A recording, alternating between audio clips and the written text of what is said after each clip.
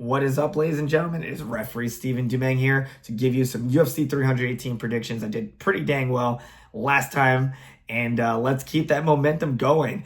Always here to represent our good friends at 1495 Sports. Let's get to it. We have opening up the main card, Michael Johnson, a longtime veteran in the UFC, 23-19, currently riding a 2-fight win streak, 3-2 in his last 5 against a much younger fighter, Daniel Zellhuber, 15-2, 3-2 in the UFC, and also looking to get back on track. He unfortunately took a decision loss his last time out. He split decision to a fellow Esteban Ribovics, and I think he's going to really use that as motivation to get back on track. He's never been knocked out. He's never been submitted. I think if Johnson is going to get a win here, it would be a knockout. I mean, that's something that can never be taken away from him. He's knocked out a who's who of people, including, ironically, Dustin Poirier, who will be in the main event this night.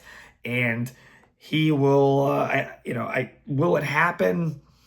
I don't think so. I'm not confident in that, to be honest. He is 39 years old, and the older you are in the lighter weight class, not that it is the definitive variable, but it certainly is a factor.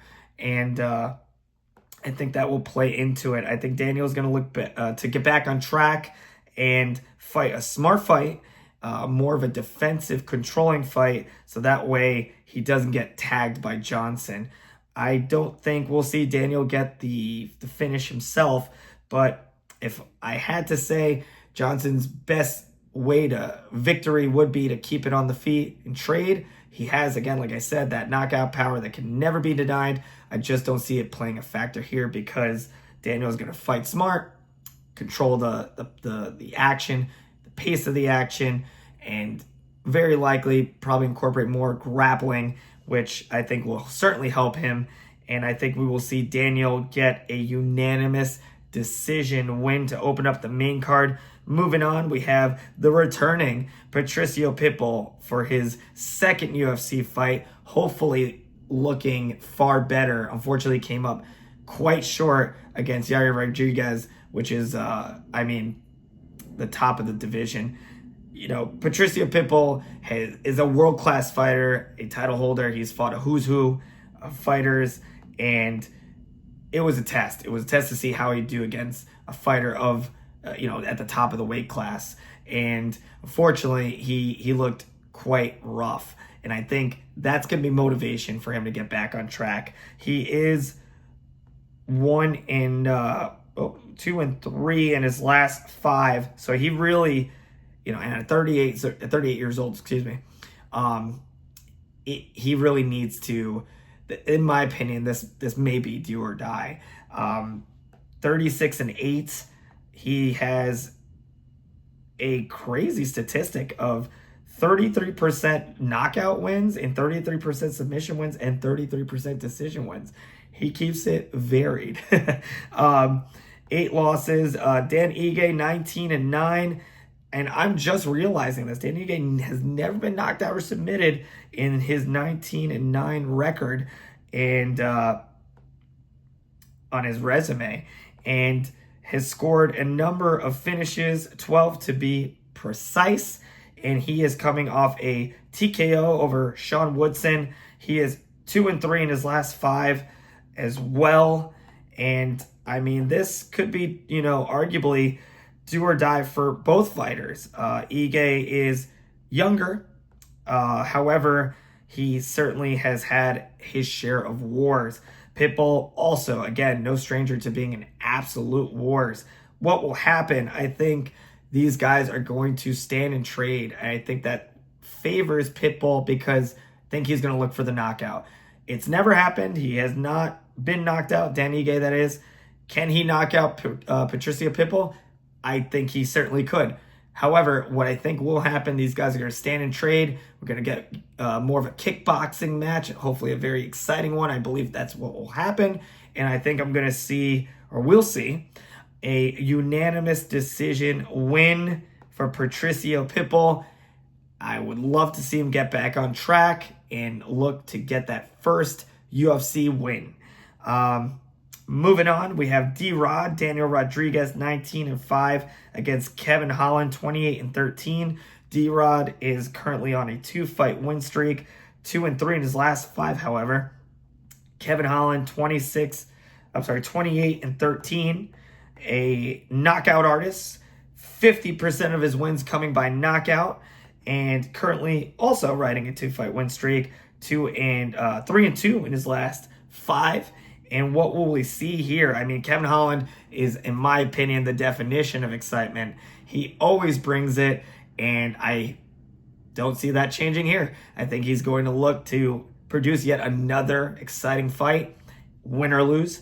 And Daniel Rodriguez, I think if Daniel Rodriguez doesn't play into a stand and bang kind of fight, if he avoids that, I think he can very much control Kevin Holland and out-grapple him. And I think as long as he avoids the exchanges, I think that's what we'll see. I think Daniel Rodriguez is going to be able to cruise to a 30-27 unanimous decision. I think he's going to control Kevin Holland and produce a grapple-heavy game plan and kind of, wrestle his way to victory. So I think that's what we'll see. I'm going with Daniel Rodriguez by unanimous decision. And also in our co-main event, we have Roman Kopylov, 14-3 against Paulo Costa. Always referring to SureDog. I got my iPad here, and longtime SureDog member, 2005, I believe. And 20 years, almost 20 years on SureDog alone. It's pretty wild. Great website. One of my absolute favorites is what I refer to for MMA. But Kopylov, 14-3, like I said, going against Paulo Costa, 14-4, very evenly matched on paper when it comes to those records. Kopylov has 12 wins by knockout. I mean, 12 of 14, that's extremely impressive. So 86% have come by knockout. He himself has actually never been knocked out, and he is 4-1 in his last 5. Paulo Costa kind of getting back into looking, that is, to kind of get back into the groove. He is at one point people claimed he would be the king of the middleweight division, and fortunately, he's kind of fallen on hard times. He's 1-4 in his last 5, and he really needs to get this win. I mean, this is not an easy fight. Costa also favoring the knockouts, 11 of his 14 wins coming by KO or TKO. What will we see here?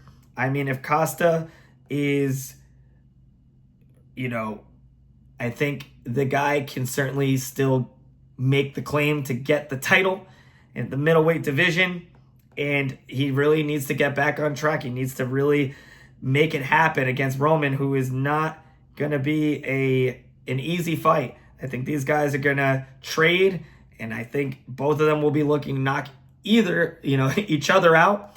And what will we see? I think Costa is going to be able to catch Kopylov. I think we're going to see Costa get back on track. I'm going to go with Costa by TKO in the second round. And I think these guys are going to stand and bang. I definitely would love to see it. And I hope that we see a very exciting fight here. So moving on into our main event, the BMF title, 30-9, Dustin Poirier, his retirement fight against Max Holloway, a man he is no stranger to, 26-8. We have Poirier coming off the submission loss to Islam. He is 2-3 in his last 5, and this is the final one for the Diamond. A legendary fighter, Max Holloway, also solidifying himself as a legendary fighter. And I don't think Holloway is this is his retirement fight. You never know. But he is looking to spoil the party. I mean, what will happen here? Holloway and Poirier have faced off twice before, with Poirier coming out on top both times. We had Poirier very early. 2012. I didn't realize it was that long. 2012. That was the first UFC fight for Max Holloway. A submission loss in the very first round. This is back in 2012. Holy moly. And He also had his insane win streak snapped by Dustin Poirier many, many years later, a unanimous decision loss. What will happen here? I mean, Holloway, again, very durable, very tough fighter. I mean, in nearly 40 fights, he's only had the one knockout loss and the one submission to Dustin, no less. And prior to that, prior to the Ilya fight, he had never actually been knocked out or TKO'd. So he's still, regardless, a very durable fighter. What do we see happening here? I mean, Max, again, is going to be looking to spoil the retirement, but I don't think it's going to happen. I think Dustin will end his career on top. I think we're going to see a fun kickboxing match. I think these guys are going to just kind of throw caution to the wind and make it happen. And I don't see a finish being happening here. But in any case, I'm going to go with Dustin Poirier by unanimous decision to put the cherry on the ice cream. Cherry on top to solidify a already legendary career. So going with Dustin Poirier by unanimous decision. There you have it, ladies and gentlemen. Those are going to be my UFC 318 predictions. Thank you so much for tuning in. Till the next one.